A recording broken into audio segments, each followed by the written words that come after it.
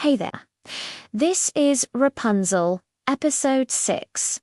But before we begin, be sure to leave a comment and let us know what you think will happen next. And if you haven't already, remember to subscribe for more fun stories. Now, let's begin. Our story continues. Let's go. A gentle storybook music begins, plus page turn sound effects as the title card reads Rapunzel, Episode 6. We see a wide shot of the tower at dawn. Narrator. Previously on Rapunzel, the prince found Rapunzel's tower. Will she finally escape her life here? Let's find out. As the sun rises higher, Rapunzel leans far out from the top window of her tower. Below her, the prince holds his lantern high so that its light can reach her. He smiles up at her, hoping she answer him. "Prince, what do you dream of, Rapunzel?" She gazes down at him, then back up at the sky, lost in thought. Rapunzel. "Oh, I dream of running through fields of tall grass, listening to the birds above me and watching them build their nests.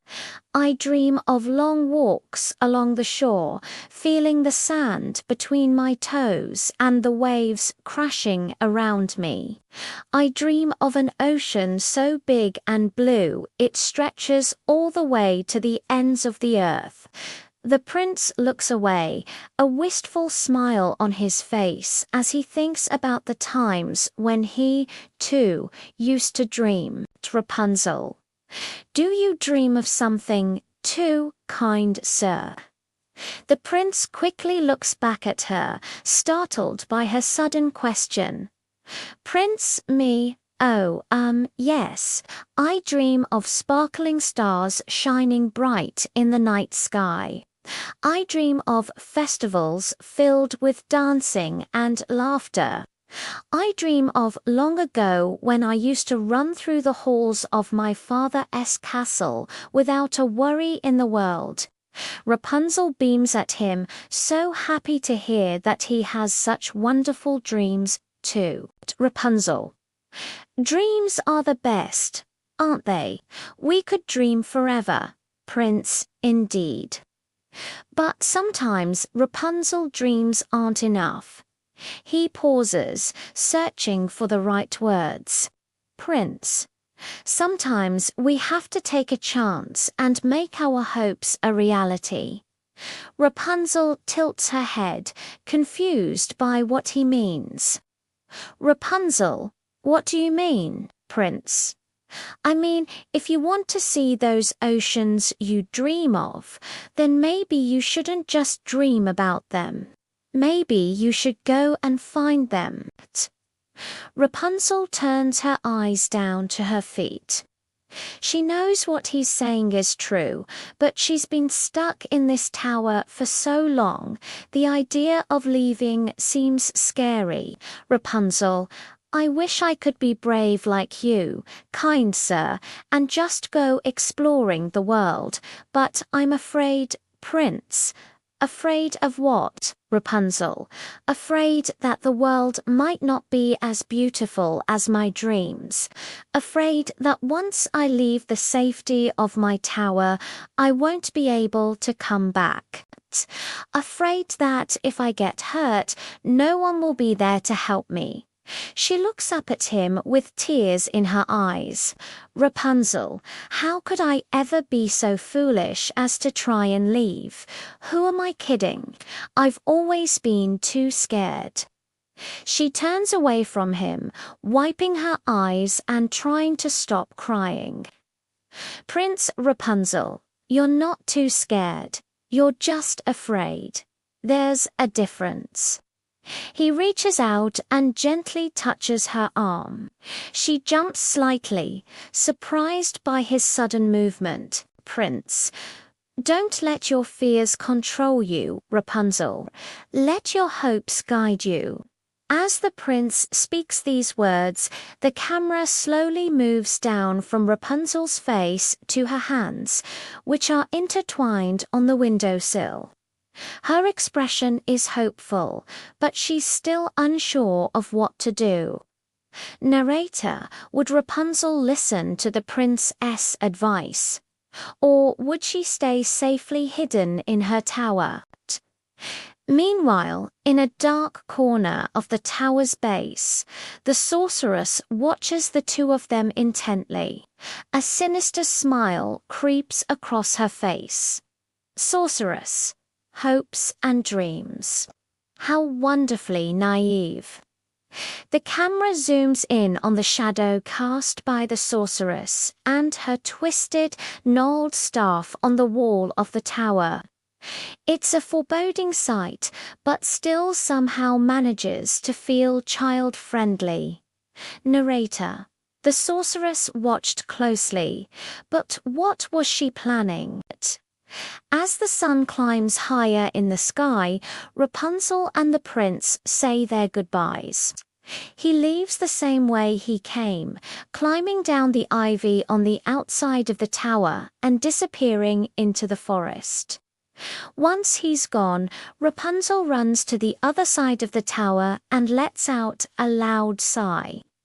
We see a montage of her pacing back and forth, then looking out the window, then lying down on the floor and staring at the ceiling.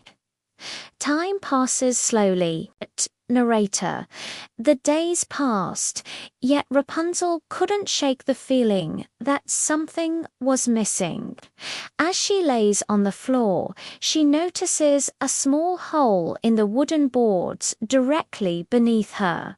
She sits up and carefully examines it. Then, with a newfound determination in her eyes, she gets to work. Over the next few days, Rapunzel uses her wits and the items she has in her tower to make herself a rope ladder. We see an insert of a hand-drawn map of the tower with a rope ladder attached to the top window and 2 arrows pointing down towards the ground. The scene fades back to Rapunzel as she finishes the ladder and tests it out. Narrator: she made a plan and prepared for her escape.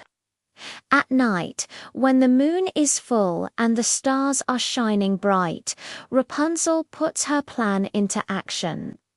She climbs down the rope ladder and slips past the sleeping sorceress. Narrator: with each step she took, her courage grew. Rapunzel tiptoes out of the tower and into the darkness beyond. As the first rays of sunlight touch the horizon, she takes off running. Narrator: the sorceress hadn't noticed she had gone. The prince, who's waiting nearby, hears Rapunzel singing and follows the sound of her voice. Soon, the two of them are reunited and embrace tightly. Prince, you did it. You're free. They stand there hugging for a moment before breaking apart and looking at each other with love in their eyes. Prince, are you all right? Did you bring anything with you? Rapunzel: I'm fine, and I brought this. She reaches behind her back and pulls out a ribbon. She takes the ribbon and ties it around the prince's finger. Rapunzel: now I'll always remember you by, Prince, and you'll always remember me by. He pulls something out from under his shirt, a silver locket shaped like a flower. Prince: here, take this. I may not have any hair for you to cut, but this was my mother's favorite possession, and now it's yours, Rapunzel. Oh, thank you. I will treasure it always. As the sun rises higher, Rapunzel and the prince walk away from the tower, hand in hand, and toward the endless possibilities that lie ahead of them. Narrator: With hearts full of courage, they promise to meet again. We see a close-up of their hands intertwined, with the ribbon and the locket visible between them. Narrator: but would their plan succeed? The story continues. On-screen text reads, Episode 7, coming soon. Hey there, thanks for watching. Be sure to click the subscribe button to catch our next episode. Until then, you can check out more stories in our playlist. Just click the link provided. Hey, it's me. Remember to be kind to others, be true to yourself, and don't forget to follow your dreams. See you next time.